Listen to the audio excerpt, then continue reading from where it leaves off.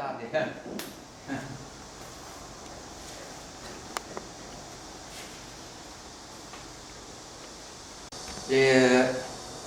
Não urgente, a tradução não urgente. Ou seja, 关于那个你比如说巴西的 obras 就是 clássicas,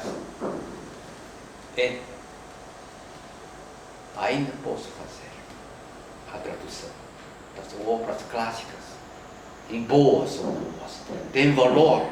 Sim. O senhor teve nunca porque eu não entendo muito bem como funciona. O senhor poderia explicar como funciona um pouco o mercado editorial da China? Talvez se houve mudança depois da reforma e abertura, né? E como fica o papel do tradutor?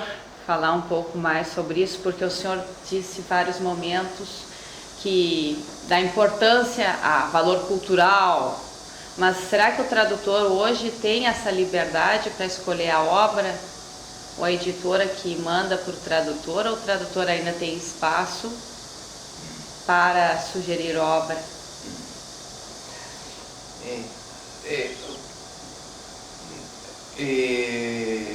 Poucos anos depois da libertação, o governo prestava muita atenção à introdução das obras revolucionárias do exterior. Por exemplo, as obras relacionadas do marxismo, leninismo,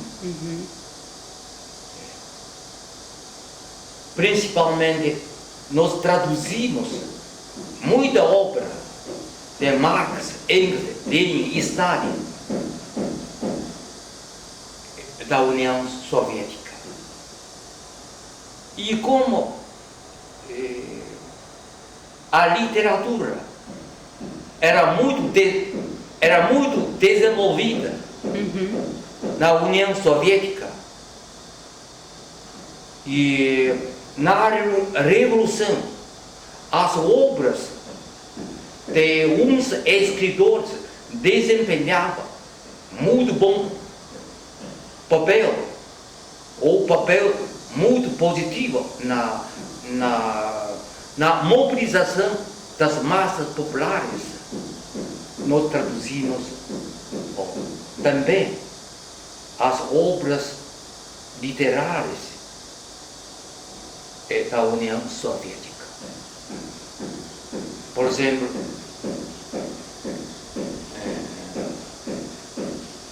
como se temperou o aço. E na quase jovem geração lia essas obras. E eles agiam de acordo com o que diz nessas obras, ou tomando esses heróis como exemplo. Por exemplo, por Pavel. O que é isso? Das Borkasagima. Pavel.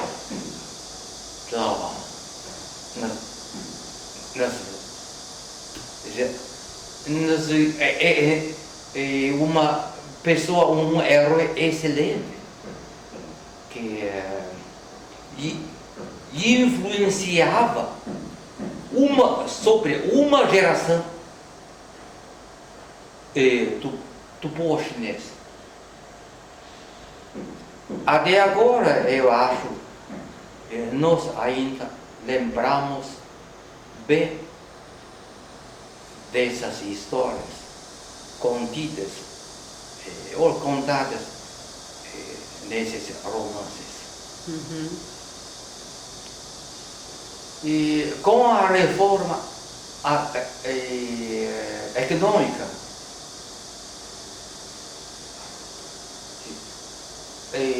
transferimos a nossa atenção ao desenvolvimento econômico. E cada editora dava importância ao seu efeito econômico. O que ele pensa sempre, esse livro dá ou não dá lucro. Sim. E como nós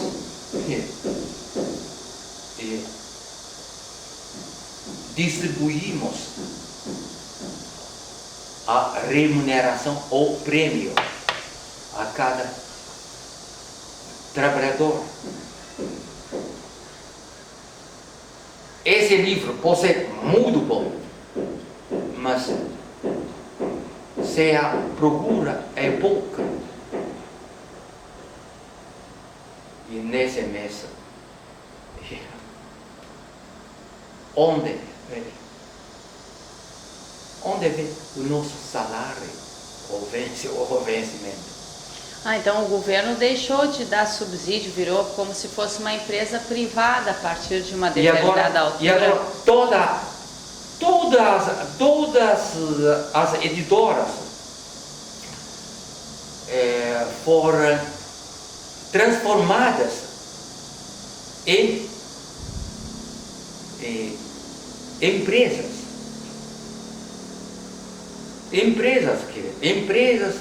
Privadas. Não é privada, empresas. Qual a diferença? A diferença é grande.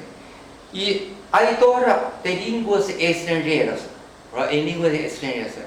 era uma instituição de empreendimento. Quer dizer, o governo dá tudo.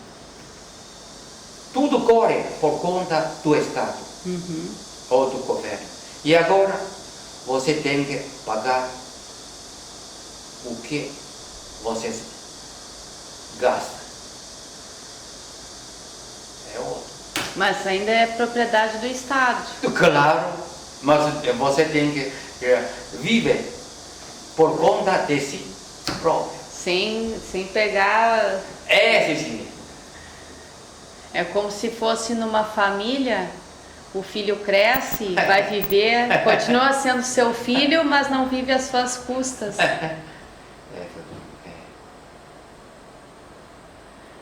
Interessante. Então, basicamente a sua carreira de tradutor seria em editora, poderia assim dizer? O senhor trabalhou a maior parte do tempo em editora? Sim. Trabalhando em editora. Sim. E falando um pouco sobre a sua passagem pelo Brasil, por Portugal e outros países, a primeira viagem a um país de língua portuguesa foi em que ano e qual país? 80 e... não me lembro. Primeiro fui para o Moçambique.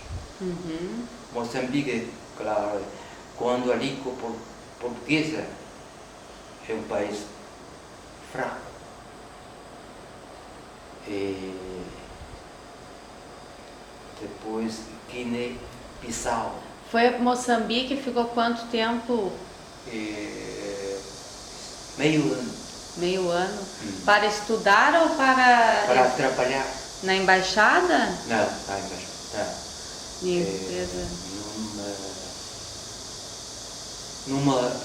Num grupo de investigação industrial. Depois fui para Guiné-Bissau, que é mais fraco do que Moçambique, quando a língua portuguesa. Está dizendo que o senhor está falando que fala um pouco a língua portuguesa, é isso? Unir. O português um português muito diferente. Ruim. Ruim. Ruim eles só falam crioulo. Crioulo. Crioulo. E mesmo os funcionários altos. Lá fiquei 2 anos numa equipe médica. Ajudando, mas trabalhando como intérprete, tradutor. Sim, como intérprete. A equipe médica ajudava em termos de saúde, para consultas médicas ou para alguma... Consulta médica, tudo. Ajudava a população a... Sim, doentes. Então, a medicina comunitária, interpretação comunitária. Sim. Depois, Portugal, poucos meses.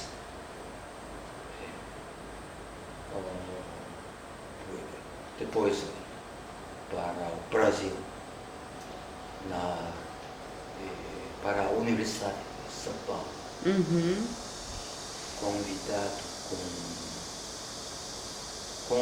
Convidado pela Associação dos Escritores de São Paulo. Uhum. Estudando ou pesquisando principalmente uns escritores, Jorge Amado, Graciliano Machado Assis.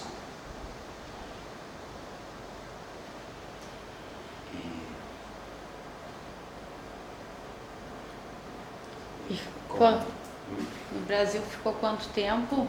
2 anos. 2 anos. Muito. Fui lá 3 vezes, ou 2 vezes. O presidente do Tribunal de Contas de São Paulo, Paulo Vladé Buarque, eu creio que ele ainda me presta muita. E aquele outro é Maria Andrade. Era muito rica. É muito rica. Pertence a PT. PT, Partido dos Trabalhadores. Sim. Ela visitou a China muitas vezes também. E gostei muito da literatura brasileira. Muito. E se acostumou à vida do Brasil? Sim.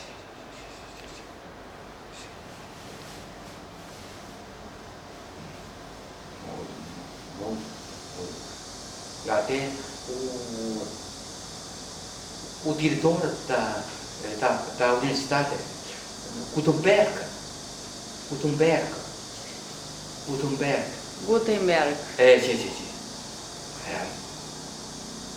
Sim.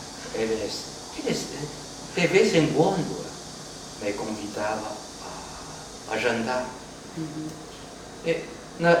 No seu escritório. O escritório é grande. Sim. É grande. Lá fora, polícias, atendo secretária. Ele é cientista. Sim. É cientista. Estudava e investigava energia atômica. Gutenberg.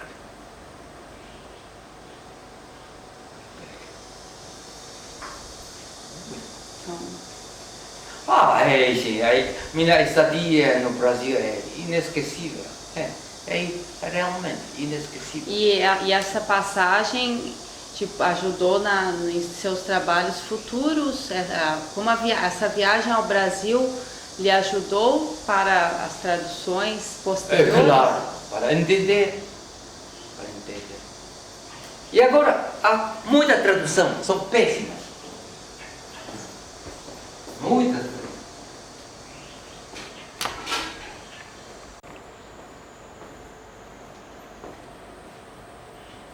ouvir?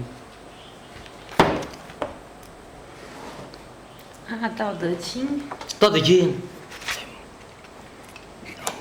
Nós temos agora uma aluna que vai fazer uma análise do Dao De Jing do Padre Joaquim Guerra, traduzido pelo padre português no início dos séculos.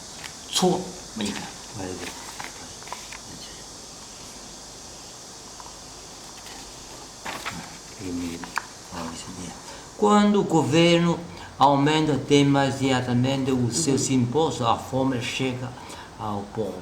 É difícil governar o povo porque o governo só pensa nos seus próprios interesses. Claro, essas palavras não têm valor, não têm peso. Porque o governo só pensa nos seus próprios interesses. Palavra muito comum, muito vulgar.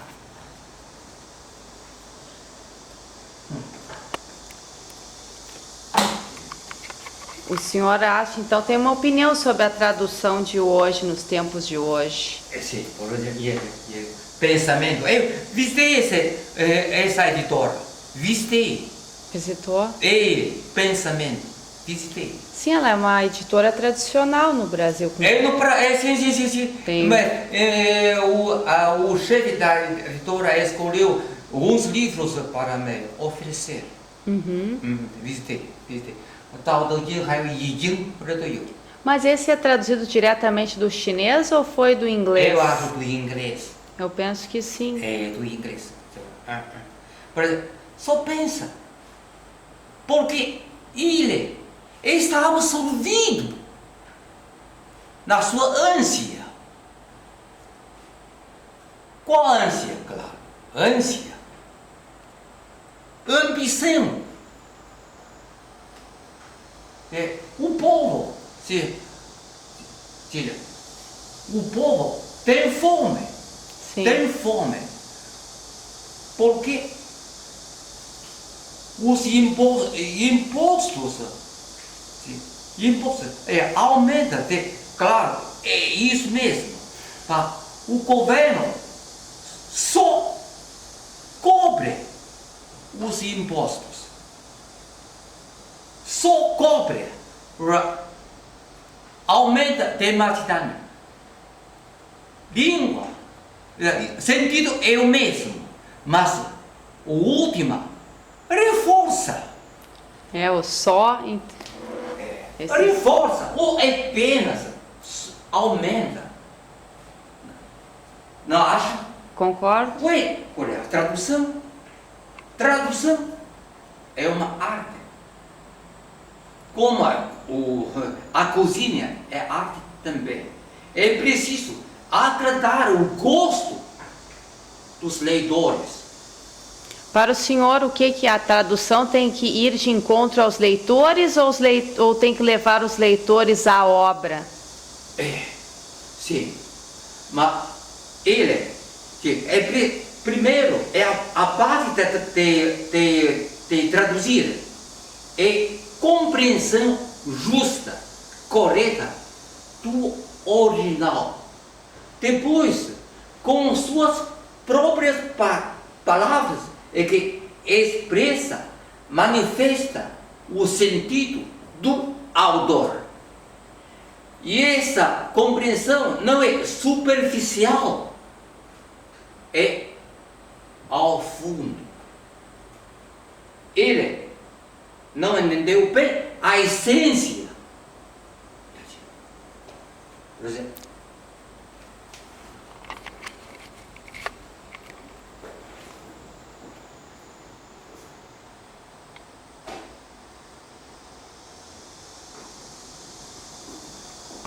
livro tempero. Meio tempero na vida não problema. Sim, mas qual é o tempero certo para a tradução, na sua opinião? Minha opinião. Sim, ou o que ele sempre lhe guiou? O que é esse tempero? Conhecer bem ou manejar bem a língua. principal.